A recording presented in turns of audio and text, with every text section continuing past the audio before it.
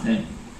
ہمارے علماء فرماتے ہیں جب یہ آیت کریمہ نازل ہوئی ان اللہ و ملائکتہ یصلون علی النبی یا ایھا الذین آمنوا صلوا علیہ وسلموا تسلیما، تو صحابہ نے پوچھا یا رسول اللہ ہم آپ کی بارگاہ میں کیا درود شریف بھیجیں گے، ہم آپ کو کیا الفاظ کے درود شریف پڑھیں گے؟ تو نبی نے سکھایا درود شریف پڑھنا. کس نے سکھایا؟ نبی نے سکھایا. کہا کہ میری امتیوں، میرے صحابہ، میری حقیقت کو میرے رب کے علاوہ کوئی جانتا نہیں ہے.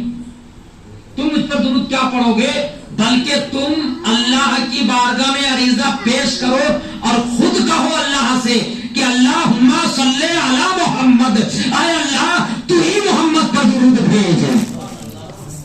نبی نے سکھایا کہ کہو اللہم صلی علی محمد وعلی آل محمد کما صلیت علی ابراہیم وعلی آل ابراہیم انک حمید مجید. یہ درود شریف پڑھنا نبی نے سکھایا کہ تم کہو اللہم صلی علی کا معنی ہی ہوتا ہے کہ اے اللہ، اللہم اے اللہ، اللہم صلی علی محمد، اپنے نبی محمد پر درود بھیج.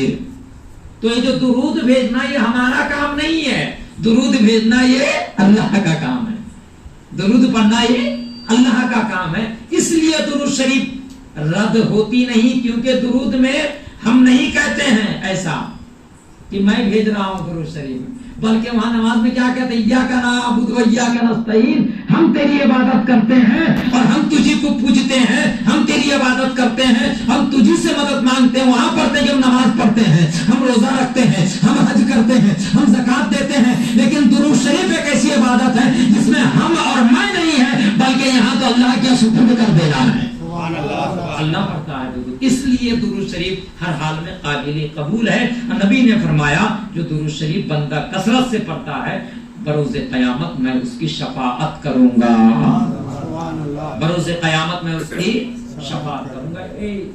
حج کا موسم تھا، ایک بہت بڑے امام گزرے ہیں، حضرت امام سفیان الثوری رحمۃ اللہ تعالی علیہ، بہت بڑے بغداد کے رہنے والے تھے. اب حج کو گئے، دیکھا ایک بندہ نوجوان، مینا میں دیکھا، عرفات میں دیکھا، مزدلفہ میں دیکھا، خانہ کعبہ میں دیکھا، طواف کرتے وقت ہر قدم میں وہ ایک مرتبہ درود شریف پڑھتا. کئی مرتبہ؟ ایک قدم اٹھاتا ایک بار درود، پھر دوسرا قدم لے جاتا دوسرا مرتبہ. اس طرح جب وہ قدم اٹھاتا تو ایک مرتبہ درود شریف پڑھتا. اس طرح اس نے پورا حج کر دیا، پورا حج کر دیا. اللہ اللہ. ہم جب 7 مرتبہ چکر لگاتے ہیں نا صفا مروہ کا تو کمر میں درد آ جاتا ہے، تو ہم آ کے پھر آرام کرنے لگتے ہیں. میدان مزدلفہ عرفات سے جب آتے ہیں تو سونے لگتے ہیں، لیکن وہ بندہ ہر قدم میں درود شریف پڑھ رہا تھا. امام سفیان ثوری کہتے ہیں کہ میں نے اسے پکڑا، میں نے پوچھا اے بندہ، اے نوجوان، تو جو یہ کام کر رہا ہے، ہمارا درود شریف پڑھ رہا ہے، کیا یہ کسی کتاب سے ثابت ہے؟ سمجھ میں بات آ رہی ہے؟ عالم تھے نا، مفتی تھے نا، ان کو ثبوت چاہیے نا. یہ کسی کتاب سے ثابت ہے؟ کہا کہ ہاں. کہا کہ بتاؤ. کہا کہ سنیے میں بتاتا ہوں. کہا کہ کیا بات ہے؟ کہا کہ ایک زمانہ تھا، آج سے قریب کئی برس پہلے کی بات ہے، میں اپنی ماں کے ساتھ حج کرنے کے لیے آیا تھا. بہت پہلے کی بات ہے یہ. میں اپنی ماں کے ساتھ حج کرنے کے لیے آیا تھا. وہ اس زمانے کی بات ہے جب خانہ کعبہ کا دروازہ کھلا رہتا تھا، جس کا جی چاہتا تھا اندر جاتا تھا. کم لوگ حج کرتے تھے پہلے، سفر کرتے کرتے. تو میری ماں نے مجھ سے کہی کہ بیٹا مجھے خانہ کعبہ کے اندر داخل کر دے. کس کے اندر داخل کر دے؟ خانہ کعبہ کے اندر داخل کر دے. تو میں نے اپنی ماں کو گودی میں اٹھایا اور اٹھا کر داخل کر دیا. جیسے ہی میں نے خانہ کعبہ کے اندر ماں کو داخل کیا، میری ماں کا چہرہ کالا ہو گیا اور میری ماں کا پیٹ پھولنے لگا. اللہ. ماں کا پیٹ پھولنے لگا اور چہرہ کالا ہو گیا. میں ڈرا، میں گھبرایا کہ کہیں میری ماں مر نہ جائے یہاں پر. میں اندر مدد چاہی. میں نے دعا کی اے اللہ اس ذلت و رسوائی سے بچا لے. اچانک میں کیا دیکھتا ہوں، نہ ایک سفید لباس میں ملبس ایک خوبصورت انسان شخص اچانک نمودار ہوئی، اور وہ نمودار ہوتے ہی میرے ماں کے چہرے کی طرف اشارہ کیا انگلی سے، تو فوراً میری ماں کا چہرہ اچھا ہو گیا. پھر انہوں نے میری ماں کے پیٹ کی طرف اشارہ کیا تو میری ماں کا پیٹ اچھا ہو گیا. یعنی دم کیا، کہہ لیجیے دم کیا تو میری ماں کا پیٹ اچھا ہو گیا اور میری ماں اچھی ہو گئی. تو اتنے میں وہ شخص جب جانے لگے تو میں نے دامن کو پکڑ لیا اور کہا میرے محسن، میرے ہمدرد، آپ کون ہیں؟ آپ نے جو احسان فرمایا میں کبھی سے بھول نہیں سکتا، آپ ہیں کون؟ آنے والے انسان، آنے والے وہ عظیم شخص سید البشر کہتے ہیں انا نبی کا محمد صلی اللہ علیہ وسلم، میں تیرا نبی محمد ہوں صلی اللہ علیہ وسلم، میں تیرا نبی محمد ہوں صلی اللہ علیہ وسلم۔ اتنا سننا تھا، وہ قدموں میں گیا، کہا کہ یا رسول اللہ۔ اس کے بعد سنیے، پھر اس کے بعد ہوا کیا نہ، وہ شخص کہتے ہیں یا رسول اللہ یہ بات کیا ہو گئی؟ کہا کہ دیکھو تمہاری ماں خانہ کعبہ کے اندر آئی، کوئی گناہ کی وجہ سے ایسا ہوا، لیکن تمہاری ماں وقتاً فوقتاً مجھ پر درود شریف پڑھتی تھی اور انہوں نے دل دل مجھے پکارا، یا رسول اللہ ایسے وقت میں اب اگر میری مدد نہیں کریں گے تو کون کرے گا؟ تو میں تیری ماں کی مدد کے لیے مدینہ سے مکہ آ گیا، میں تیری ماں کی مدد کے لیے مدینہ سے مکہ آ گیا۔ تب اس شخص نے کہا کہ یا رسول اللہ چلتے چلتے کوئی بات مجھے بتا دے تاکہ میں آپ کی بات پر عمل کروں، براہ راست کوئی بات بتا دے تو میں آپ کی بات پر عمل کروں۔ تو میرے نبی نے فرمایا اگر ہو سکے تو اگر چاہتا ہے دنیا اور آخرت میں، اگر تو چاہتا ہے کہ دنیا اور آخرت میں تجھے کامیابی ملے ہر موڑ میں، تو ہر قدم میں مجھ پر درود شریف پڑھنا۔ میرے نبی نے مجھے تعلیم دی ہے، تبھی سے لے کے آج تک میں کبھی بھی اگر قدم اٹھاتا ہوں تو سب سے پہلے اپنے نبی کی بارگاہ میں درود و سلام پیش کرتا ہوں۔ اس دور حاضر میں کون ہے میرے بھائی؟ کہا جاتا ہے تو پڑھتے ہیں لوگ، اگر 2 مرتبہ کہا جائے کہ اور ایک بار پڑھی درود شریف، تیسرا مرتبہ اگر کہا جائے درود شریف پڑھنے کے لیے تو بات کم علم کی وجہ سے، جس کے دل میں نبی کا عشق نہیں، محبت نہیں، تو کہہ اٹھتے رہے مولانا سے درود شریف پڑھاتے رہیں گے کیا؟ ایسا لفظ بولنا غلط ہے، یہ تو واسطہ نہیں رہا۔ ہم تمہارے باپ کی تعریف کریں بچہ تو بہت خوش ہوگا، اور نبی کی بارگاہ میں درود شریف پڑھنے کے لیے کہا جائے 1 مرتبہ 2 مرتبہ 3 مرتبہ ایسا ہو جاتا ہے کبھی کبھی، جبکہ یہاں کہنے ارے محبوب کی جب ہم بات کریں گے تو کوئی زبردستی والی بات تھوڑی ہوتی ہے، بلکہ جب دل مچلے گا تو نبی کی بارگاہ میں انسان ہمیشہ درود شریف پڑھتا رہے گا۔ پڑھیے اللہم صلی علی وسلم۔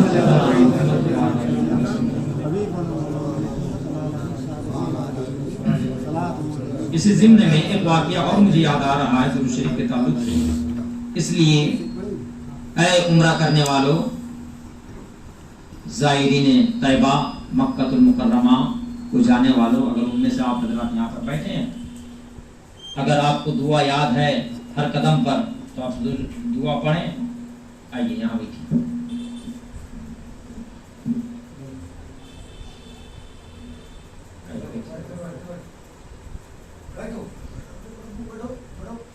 اگر آپ کو دعا اگر یاد ہے، عمرہ کرنے کے لیے جاتے ہیں نا تو صفا مروہ میں چڑھنے سے پہلے کیا دعا، احرام باندھنے سے پہلے کی دعا، طواف کرنے سے پہلے کی دعا اگر یاد ہے تو آپ پڑھیں۔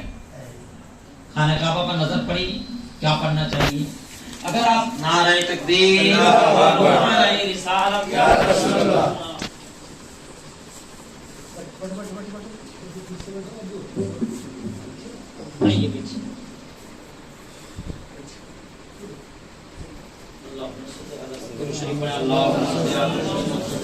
مولانا محمد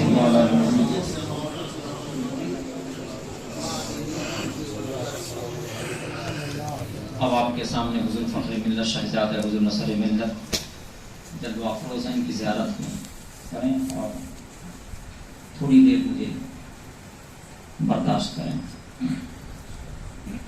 تو میں یہ کہہ رہا تھا جو عمرہ کو جا رہے ہیں ان میں سے اگر یہاں پر موجود ہیں بعض حضرات، اگر دعا اگر یاد ہے تو دعا پڑھتے رہیں، اگر دعا اگر یاد نہیں ہے تو وہی کام کرنا ہے، آپ کو نبی کی بارگاہ میں صلاۃ و سلام پیش کرنا ہے، درود شریف پڑھتے رہنا ہے۔ جب دعا یاد نہیں تو درود شریف بھی پڑھنا ہے۔ تو اس درود شریف کے طفیل صدقے میں اللہ ہم سب کے عمرہ اور حج کو ضرور قبول فرمائے گا۔ درود شریف کبھی بھولنا نہیں ہے ہر عبادت میں۔ آئیے میں وہ واقعہ میں آپ کو بتاؤں، چھوٹی سی بچی کا واقعہ ہے۔ 5-6 سال کی بچی ہے. یہ بھی واقع بڑے عالم سے وابستہ ہے، حضرت امام جزولی رحمت اللہ تعالی علیہ، مصر کے رہنے والے. اس سے پہلے جو میں نے بتایا امام سفیان ثوری بغداد کے رہنے والے تھے، اور امام جزولی ایک مصر کے رہنے والے امام، بہت بڑے عالم دین گزرے ہیں. آج سے تقریباً 500-600 برس پہلے کی بات ہے. عصر کا وقت تھا، آپ کسی بستی سے گزر رہے تھے، نماز کا وقت ہوا تو وضو کے لیے پانی تلاش رہے تھے، پانی انہیں دستیاب نہیں ہوا. دیکھا ایک مٹی کا گھر ہے، مٹی کے گھر سے متصل ایک کنواں ہے. آپ کو ایسا محسوس ہوا، آپ وہاں گئے، دیکھا کہ واقعی میں یہاں کنواں ہے، بہت صاف پانی بھی ہے کنویں کے اندر. لیکن افسوس اس بات کی، کنواں تو ہے، پانی تو ہے، لیکن اس کنویں میں نہ ڈول ہے نہ رسی ہے. بغیر ڈول اور رسی کے آپ پانی نہیں نکال سکتے. نکال سکتے کیا؟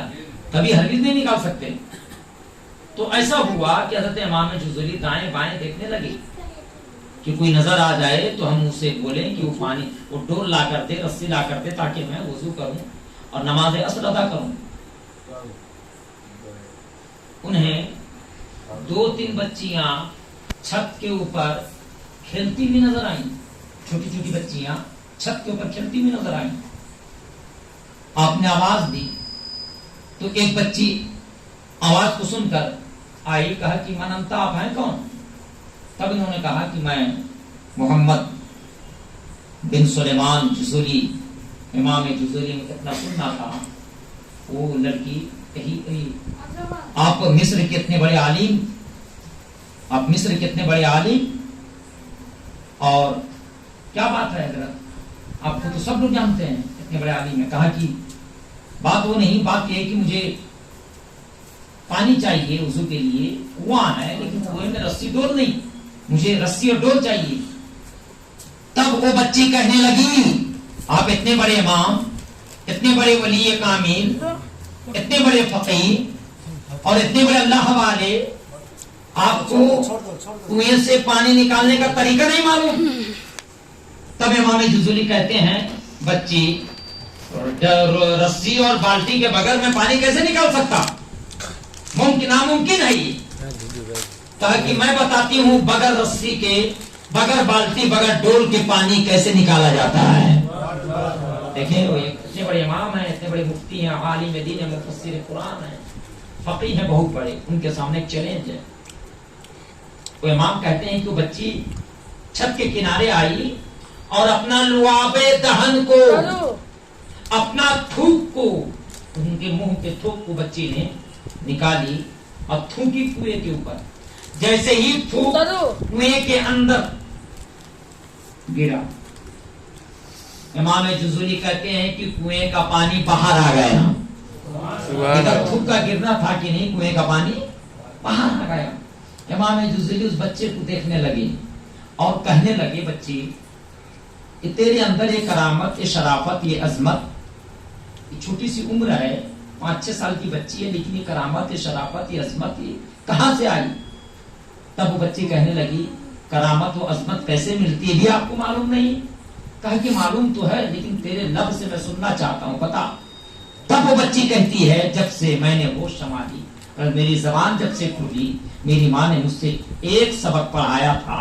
وہ یہ کہہ رہی تھی، اے بچی، اگر تو دنیا اور آخرت میں اگر کامیابی چاہتی ہے تو اپنے آقا مولا محمد مصطفیٰ پر ہمیشہ درود شریف پڑھتے رہنا. تو میں جب بات کرتی ہوں، کوئی بھی بات کرتی ہوں، بات کرنے سے پہلے اپنے نبی پر درود پڑھتی ہوں. درود شریف میں سب سے پہلے نبی کی بارگاہ میں پیش کرتے ہوں. تب میں کوئی بات کرتی ہوں، اللہ نے مجھے اسی درود کی برکت سے، درود شریف کی ہی کی برکت سے اللہ نے مجھے زبان میں وہ تاثیر دی ہے کہ میں جب بھی جو دعا